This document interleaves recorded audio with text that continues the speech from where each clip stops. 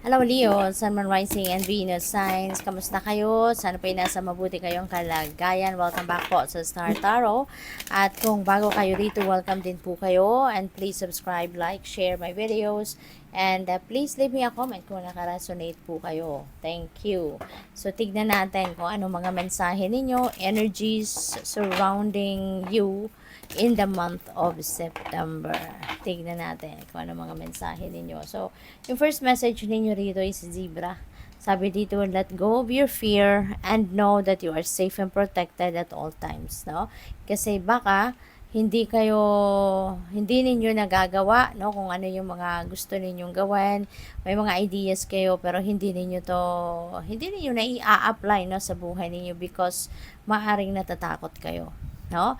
So, sabi dito, let go of your fear, no? Tanggalin mo na ang takot kasi otherwise, kung hahayaan ninyo, no, na balutin kayo ng takot, no, at all times, nako, you won't get anywhere, no? May ista kayo sa kung nasaan kayo.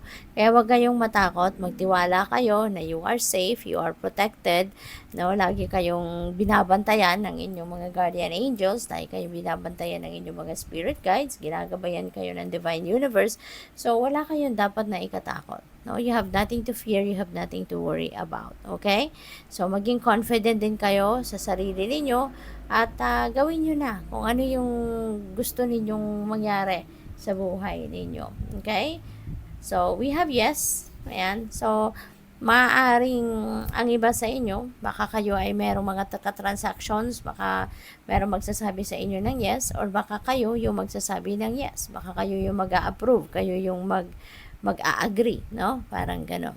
So, tignan natin kung ano pa mga, mga energies surrounding you in September. And I would like to take this opportunity to thank you sa lahat ng mga nag-subscribe na sa aking channel.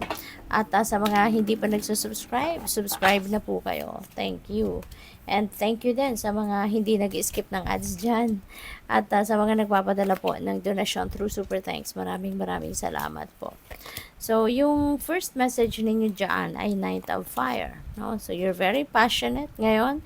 You're going to be very adventurous, no? Self-assured, restless kayo kasi gusto ninyong on the go kayo. Gusto ninyong larga kayo ng larga ngayon. Yung parang you have a very high level of adrenaline sa ngayon. Yung fire sa dibdib ninyo nandiyan dyan, no? Kaya driven kayo, yung ganon. So, maaari kasi na may mga opportunities na kakatok sa inyo sa ngayon. May mga bagay, no, na parang will invite you talaga, no, to take action. Kaya magmamadali din kayo, no? Parang mai-excite kayo sa mga bagay na to, sa mga oportunidad na to, no? So parang ayaw mo na magkaroon ng lapses, ayaw mo na magpatumpik-tumpik pa, you know?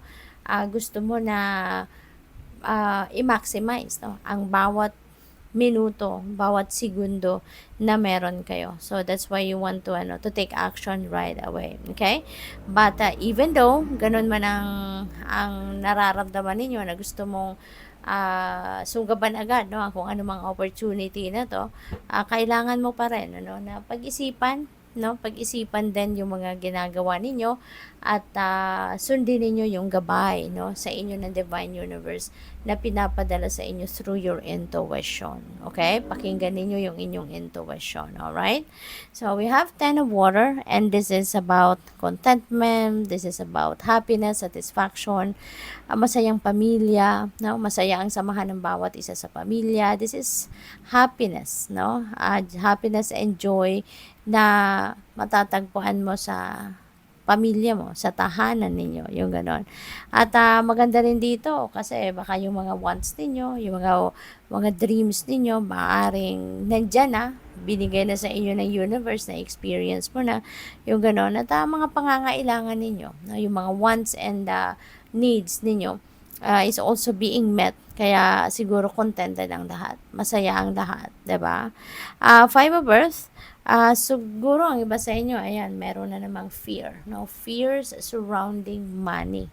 Um, Kasi maganda 'tong ano 'to, Leo, 'no? Kung may takot kayo nararamdaman, know that it is negative energy at, lagi kong nire-remind sa lahat, 'no, na negativity, attracts negativity, 'di ba? Like attracts like. Kaya kung lagi kayong takot, hindi kayo makapag-move forward sa life kasi lagi kayong may takot na nararamdaman. So, sana, 'no, sana, tanggalin nyo na yan para nang sa gayon, positibo na ang ma-attract ninyo towards you. Sana tanggalin nyo na yung mga takot na yan para nang sa gayon, positive situations lang din, no? Ang ma-attract ninyo towards you. Okay? So, marami kasi siguro ang pwede na hindi naman pera talaga ang pinoproblema ninyo, no? But siguro you are having fear surrounding money. 'Di ba? Baka may mga takot kayo na papaano na lang, 'di ba? Siguro marami kayong what if, 'di ba? Na kung ganito mangyari, ganun na mangyari sa pera ko, sa hanap buhay ko, 'di ba? So, as much as possible, tanggalin nyo na yan, ano, i-transmute ninyo yan into something positive. Think positively, think abundance, think abundance and think prosperity. Para yun ang ma-attract ninyo sa buhay ninyo. Okay? Kasi the more na mag-iisip kayo ng negative, no, surrounding money, mas lalo kayong mawawalan niya ng pera. Mas lalo kasi parang you are self-prophesying. Kung anong iniisip mo, 'di ba? Yun ang nangyayari sa buhay natin. Kaya as much as possible, mag-isip ka ng positibo para positibo ang mga mangyari sa buhay ninyo. Okay? At pwede rin ang iba sa inyo dito, no? Merong siguro uncertainty, no, about self-employment. Kaya maghintay kayo ng tamang pagkakataon at lagi kayong maging aware sa mga nangyayari sa inyong paligid. Obserbahan ninyo, no? Obserbahan ninyo yung nangyayari sa inyong paligid so that you can adjust, you can think better, 'di ba? Kung ano ang maganda ninyong gawin. We have 4 of water. Si 4 of water is iniimbitahan kayo rito na buksan ninyo ang inyong mga mata, buksan ninyo ang inyong tenga, buksan ninyo ang inyong sarili in general for the new possibilities and new opportunities that are coming your way. Okay? Kasi baka ito na yung hinihintay ninyo. Baka ito na ang mas mabuti na mga pagkakataon dadating sa inyo na mas magiging paborable, no, sa inyo ang mga pangyayari. Okay? I-welcome ninyo yung mga opportunities na to. Baka ito na yung kasagutan sa inyong mga dasal. Baka ito na yung kasagutan sa inyong mga pagkasagutan sa inyong mga problema, no? Lalo-lalo na pagdating sa pera, trabaho, career, or negosyo. With the King of Air, ayan. So, ano to invitation ito para sa inyo, Leo. Wag na kayong matakot, no? Please, wag kayong matakot na i-express ang sarili ninyo. Napakahalaga ng communication, no? Honest and open communication is key, 'di ba? Isa 'yan sa pinaka-importanteng ingredient para sa isang matagumpay na relasyon, matagumpay na pakikipag-usap sa mga lalo na sa mga kliyente ninyo, interviews, yung mga ganon, 'di ba?